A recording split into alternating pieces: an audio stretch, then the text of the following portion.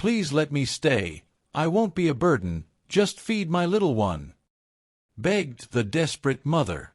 The wind on the prairie carried dust and sorrow alike. Wagons had long since departed from the station, leaving only the sound of a squeaking signpost and the distant call of crows. On the splintered bench by the station wall sat a woman, shoulders hunched, dress patched more times than she cared to count. Her hands clutched a thin bundle. Inside, a little boy no more than 4 years old, his small face pale with hunger. Her name was Clara Bennett, and desperation had stripped her pride. She had traveled miles with nothing but the promise of finding work, yet each door she had knocked upon had closed with pity or suspicion. Employers wanted strong men, not widowed mothers with children. Ranchers wanted hands that could lift bales of hay, not arms that cradled a little one. But today, she had resolved, would be her last attempt. She could not keep wandering with her boy's stomach empty. The crunch of boots on gravel made her lift her gaze. A tall man approached from the side road, his broad shoulders filling the horizon like a wall of quiet strength. His hat shielded most of his face, but she could see the square jaw, the lines of weariness carved deep from years of labor and solitude. His clothes were clean though patched, the kind of man who worked hard and cared little for appearances. Clara's heart hammered. She had no right to speak to him, no right to beg. But the child in her arms whimpered, and hunger pressed against her soul until the words broke free. "Please," she whispered, her voice cracking. Then louder as he slowed near her bench, "Please, just let me stay. I won't be a burden." She swallowed hard, blinking away tears. "Just feed my little one. That's all I ask." The man stopped. For a long moment he didn't speak. His gaze lowered to the child, whose small fingers clutched the frayed edge of Clara's shawl. His gray eyes softened almost imperceptibly. He was Samuel Carter, a rancher who had lived alone since losing his wife years ago. His life had been reduced to the land, the cattle, and silence. He had not expected to hear such a plea on this lonely afternoon. "You're a stranger," he said at last, his voice low and steady. Clara lowered her head, shame burning her cheeks. "I know. But I have nowhere else. No one else." The boy whimpered again, too weak even for words. Instinctively, Clara rocked him, murmuring a lullaby though her throat was raw. She had sung the same tune through nights of hunger, through storms where she prayed the roof would hold, through miles of walking when her shoes split at the seams. Samuel's hands tightened at his sides. Something in him rebelled against turning away. He remembered another time, a woman's voice, his wife's, soft as she rocked their newborn who never lived to see spring. The memory was a wound he kept buried, but the sight of Clara and her child tugged it open. "You got a name?" he asked finally. "Clara," she whispered. "Clara Bennett. And this is my son, Jacob." Samuel nodded slowly. His silence stretched, heavy with thought. Clara braced herself for rejection, for the word she had heard too many times before, "I can't help you. Move along."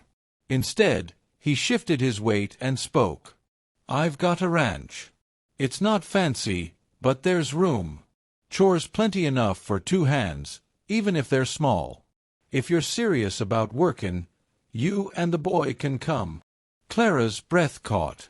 "Truly?" Samuel gave a single nod, as if sealing a bargain he wasn't sure he understood himself. "Truly. But I don't take in idlers. You'll cook, clean, help where you can.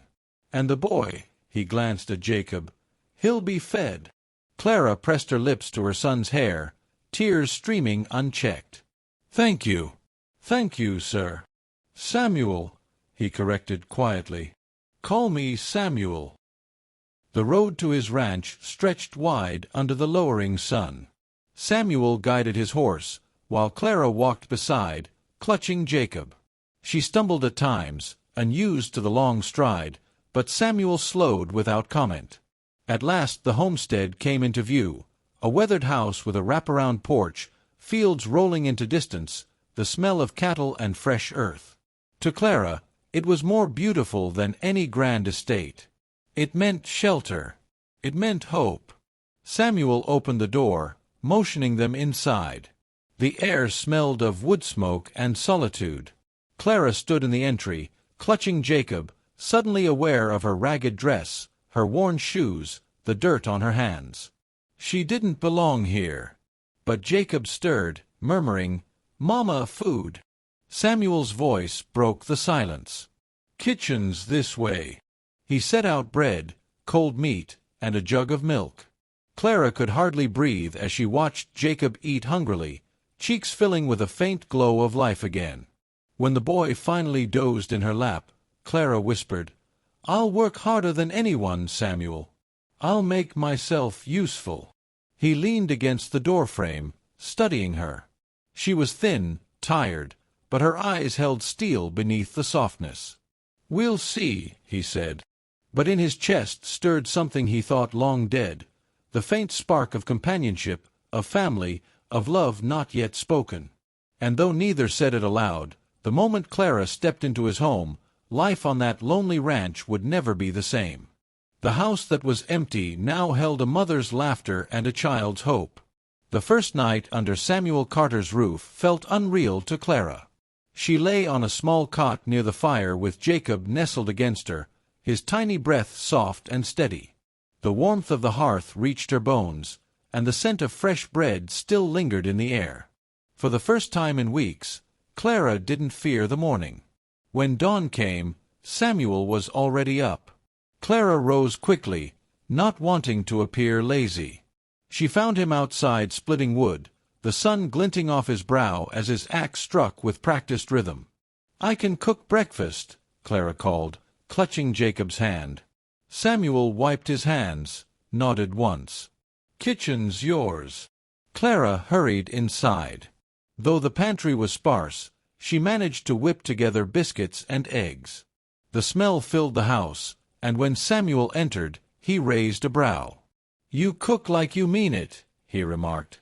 Clara smiled faintly. "My mama used to say a warm meal keeps the spirit alive." They ate in silence, Jacob smiling through crumbs. It was the beginning of a new rhythm. Days turned to weeks. Clara found herself busier than she'd ever been. She scrubbed floors, washed linens, and kept the kitchen alive with scents Samuel hadn't smelled since his wife's passing. Jacob followed her everywhere, sometimes helping by handing Samuel tools or chasing the chickens outside. Samuel never said much, but his eyes softened when he returned from the fields to see Clara humming at the stove or Jacob dozing on her lap. The loneliness of his house had been replaced by the hum of life.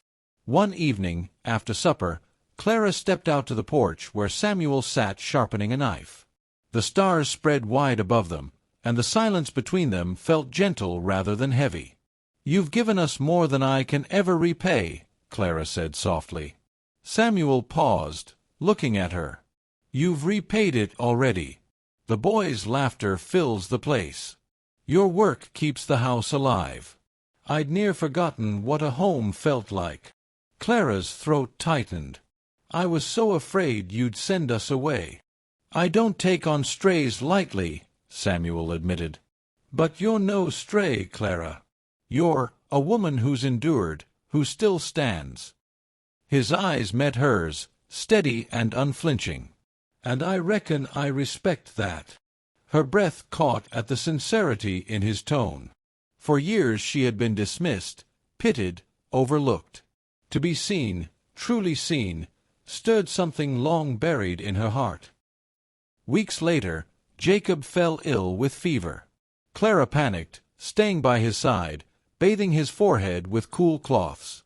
Fear gripped her. She had lost so much already, she could not lose him. Samuel stayed close, fetching water, stoking the fire, steady as a rock. At one point, Clara's hands shook so badly she nearly dropped the basin. Samuel took it gently from her, his calloused fingers brushing hers. "He'll pull through," he said with quiet certainty. "The boy's strong.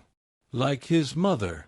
Clara broke then, tears spilling as she leaned against Samuel's chest. For the first time, she allowed herself to rest in another's strength. His arms closed around her, firm and protective. Jacob's fever broke by morning. When his small eyes opened and he whispered, "Mama," Clara wept with relief. Samuel stood at her side, silent but smiling faintly, and in that moment Clara knew she was no longer alone. Seasons shifted. Clara and Jacob became part of the ranch as naturally as sunlight on the fields. Samuel began to speak more, sharing stories of his past, his late wife, the years of solitude, the ache of silence. Clara listened with compassion, never pressing, never judging. And Samuel, in turn, found himself drawn to Clara's quiet strength. She was gentle with Jacob, tireless in her work, but beneath it all was a fire, a will to survive, to protect, to love.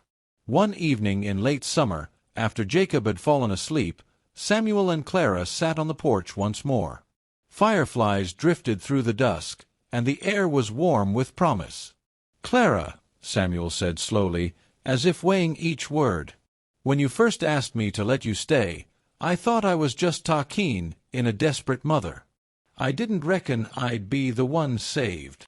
Clara's heart trembled. "You've saved us both, Samuel." He turned to her then, gray eyes shining in the starlight. "I don't want this house to be just mine anymore. I want it to be ours. Yours. Jacob's. If you'll have me, not just as shelter, but as a husband." Clara's breath caught. She had not expected the words, yet her heart had long known the truth. This man, steady and kind, had become her anchor. "Yes," she whispered, tears filling her eyes. "Yes, Samuel. With all my heart." His hand found hers, rough and warm. And in that simple touch, a vow was sealed stronger than any words. The wedding was small, just a preacher, a few neighbors, and the wide prairie as witness. Clara stood in a plain dress, Jacob holding her hand, his eyes bright with joy. Samuel stood tall, his expression solemn but his eyes soft with love. When the vows were spoken and Samuel bent to kiss her, Clara felt the weight of all her past hardships lift. She was no longer the desperate mother begging for scraps. She was a wife, a partner, a woman loved. And Jacob, clutching both their hands, giggled with pure happiness. The lonely rancher's house was no longer silent. It rang with laughter, with love, with the promise of new beginnings. For Samuel, Clara, and little Jacob, the prairie no longer stretched wide and empty. It was home.